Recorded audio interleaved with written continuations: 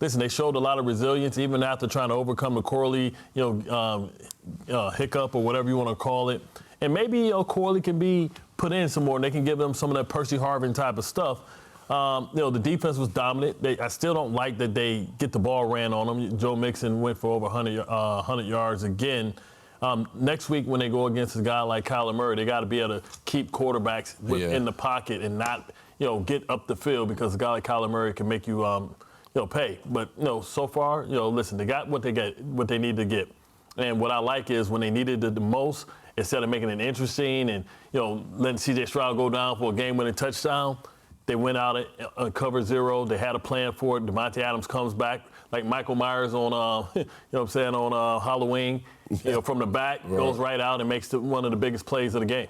Yeah, I mean, credit the offensive line, man. They were down 2 of their starters early, right? And those guys battled. So shout out to Max Mitchell, and I forgot the other. Fashionable. Yeah, and Fashionable. I love Fashionable playing right guard. Yeah, right so guard. those guys to step in and not miss a beat is not easy, right? And especially when a team that's looking for points, and those guys stood in there. But overall, Garrett Wilson, that catch really sparked the energy of that team. When you see those guys jump off the bench and say, okay, they go the guy we see every day in practice actually do it in live action, man, it felt good. But credit this team as a whole, man. It didn't start off good like Bart mentioned, but they kept swinging at it, man. And Aaron, at times, when he puts his hands up, he goes, I know we can do this. I'm not going crazy. Right. So for it to all kind of go into fruition, credit this offense for making it go. When you're in a hole, sometimes you got to look at your star players to dig you out of it. And tonight it was good to see the Jets give Garrett Wilson that chance to help them dig out of it. It really makes you wonder sometimes why they don't take more shot plays to him week after week. Yeah. It's very perplexing to me. You see the ball skills he has. Yes, he's not 6'4", 215 pounds,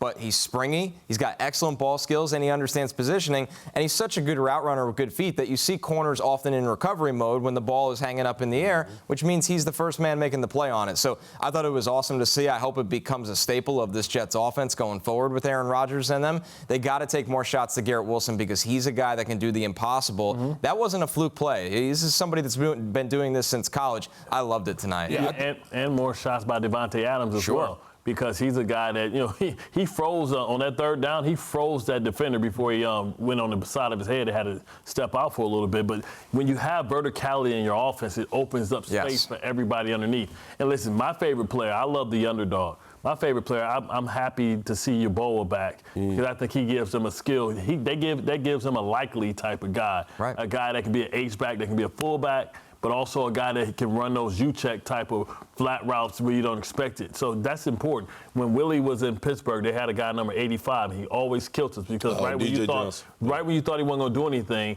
he gets his 1 or 2 plays and they're back-breaking because you never expect him to make the play. But guys, go ahead, Willie. No, I want to say, and credit Todd Downing, man, because I felt there was times during the game where they needed a reset and they went right to the run game with Breece Hall. And his ability to attack the edge, kind of get these toss cracks with Tyron Smith leading the way. I thought that kind of put them back on track because a lot of times when Aaron misses a throw, there's miscues, they kind of fall stagnant.